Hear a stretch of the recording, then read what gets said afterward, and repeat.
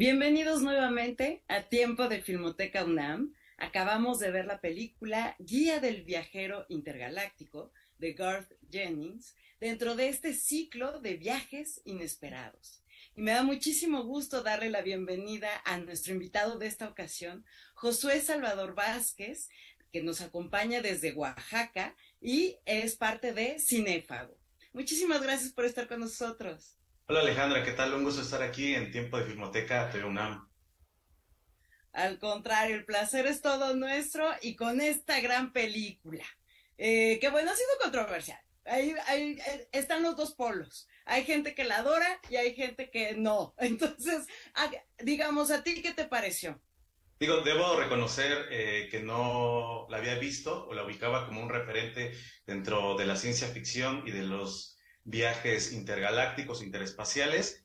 Y obviamente pues hay el antecedente de la novela que en su momento en los 70, 79 más o menos, pues fue un rotundo éxito, tanto que se adaptó a serie radiofónica, tengo entendido, serie de televisión, inclusive hasta teatro, tengo entendido, y que ya en el 2005 el director Garth Jennings pues hace la adaptación a cine y pues creó precisamente eso, ¿no? Una pequeña, todavía en apogeo como esta cuestión de Guerra de las Galaxias y este tipo de películas. Y entonces la guía del viajero intergaláctico viene a darle otro pequeño tono a este tipo de películas que ya nos estábamos acostumbrando a ver en el espacio, pero obviamente con un humor a veces un poco absurdo, pero también un poco blanco, pero también un poco inteligente, o unos gags que de repente funcionan muy bien y de repente, vamos, sí, un poco absurdos, pero detrás de ellos inclusive temas científicos o temas reflexivos sobre qué es el sentido de la vida, ¿no? ¿Cuál es la respuesta final a esa gran pregunta que nos hemos hecho? Y sobre todo eso, si realmente nos estamos preguntando lo adecuado sobre este viaje en la vida y nuestro lugar en el tiempo-espacio, o realmente no vale la pena preguntarse de nada y simplemente vivir el presente. Entonces, es una película que parece muy ingenua, pero al final de cuentas, en sus diferentes capas, logra tocar varios puntos que al final de cuentas, pues te dejan pensando o reflexionando ahí bajita la mano, ¿no? Totalmente de acuerdo contigo. Y bueno, para mí una de mis favoritos es la ciencia ficción, siempre me ha gustado y creo que es un dato que sí me gustaría darlo ahorita. Es un movimiento literario que además empezó en el antiguo, o sea, en Estados Unidos, en el sur, es decir, las tierras que pertenecían a México, porque está basado mucho en las leyendas, sobre todo de todas las tribus de esa zona.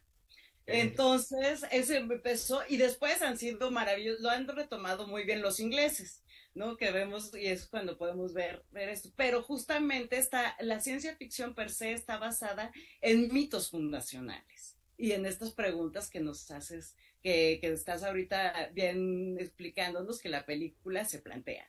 Me encantaría saber qué es el punto, el gran acierto que tú le ves a esta película y el gran error.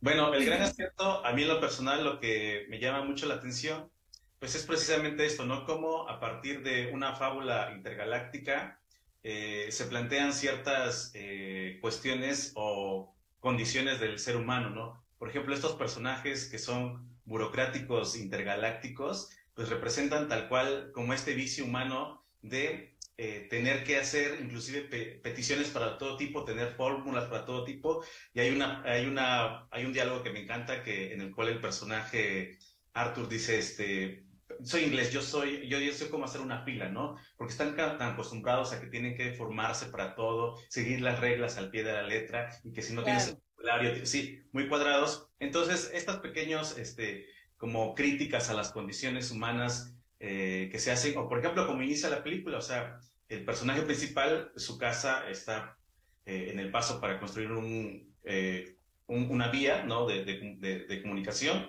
y simplemente al gobierno o a las industrias o a las compañías se les hace fácil como quítate, o sea, oye, pero es que aquí vivo, aquí está mi vida, soy yo, es mi parte de mi identidad, es la forma en la que yo existo.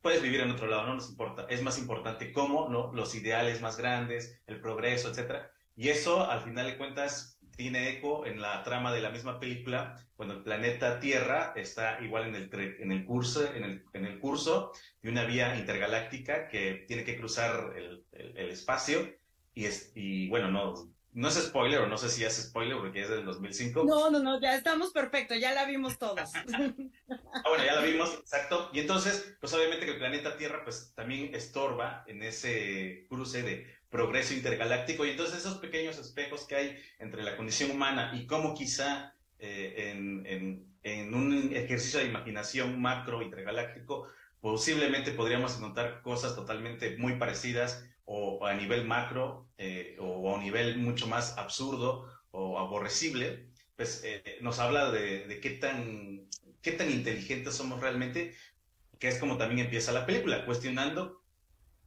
qué tan inteligente es el ser humano, si no es que los delfines son más inteligentes y nunca nos hemos dado cuenta, o quizás somos solamente el estornudo, como bien dice la película, ¿no? De un ser y que por pura azar nos creamos como el universo, o quizás somos producto del experimento de ratones, como también plantea. Entonces, este tipo de cuestionamientos que, insisto, parecían un poco absurdos, nos permiten realmente preguntarnos sobre, entonces, ¿cuál es nuestro procedimiento en este mundo o en este pequeño punto llamado universo, tierra, como quieran llamarlo? Y ese se me hace como el punto más fuerte. El punto quizá más débil o su gran error, o no sé si es gran error, pues es eso, ¿no? Quizá el tono ya no para el público contemporáneo, quizá ya lo sientan, pues eso, ¿no? Un poquito como, un poco, vamos, sí, un poco absurdo, pero no en el sentido peyorativo, sino un, un Naif, tono, perdón, ándale, más un naif, poco más naif. suave, cuando quizá hoy en día ya el humor, nos estamos acostumbrados a un humor un poquito ya más fuerte, un poquito más picante, pero, insisto, creo que lo que está abajo de eso es más como pequeños indicios ahí, inclusive hasta de ciencia o metafísica, ¿no?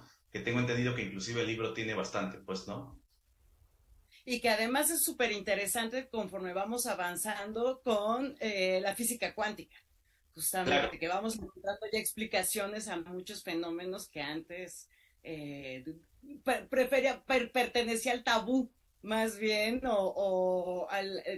decíamos que eran cosas que no existían. Sí, o sentimos que es un tema como muy complejo de platicar o dialogar o mostrarle o entrarle como tal, pero aquí como hay el recurso audiovisual que ocupa la película para explicarnos diferentes elementos, por ejemplo, este asunto del portal de improbabilidad, ¿no? Técnicamente te dibuja el esquema y es quizá algo que quizá ya habíamos entendido en otras películas de otra manera, pero aquí la forma en la que lo esquematiza y lo dibuja y lo diagrama me parece súper lúdico, súper entretenido. Eso, más de repente cositas muy originales que tiene la trama y la historia, como este pez que se vuelve un traductor de idiomas, por ejemplo, o esta arma que de repente a quien la apuntas entiendes el pensamiento de la otra persona y entonces es como un cuestionamiento de, claro, uno siempre está en su postura, pero ¿qué pasaría si existe un arma que te hace ponerte los zapatos del otro y entender por qué se comporta así, por qué reacciona así o por qué piensa así? Que es algo que vemos en la película y que dices, claro, esa arma sí existe y se llama empatía y los humanos somos capaces de utilizarla día a día. Ah, me encanta lo que acabas de decir. Y pues con esto cerramos, Josué, porque el tiempo se nos ha ido volando Pero el tiempo es muchísimo. relativo, recuerda. Me encanta, me la regresaste. En serio, Josué, ha sido un placer el tenerte aquí en tu casa, tiempo de Filmoteca UNAM. No, pues un gustazo, Alejandra, un agradecimiento a Tipo de Filmoteca UNAM y que sigamos viendo mucho cine. Así será. Hasta luego. Hasta luego. Y a todos ustedes en sus hogares, muchísimas gracias por habernos acompañado en una emisión más de Tiempo de Filmoteca UNAM.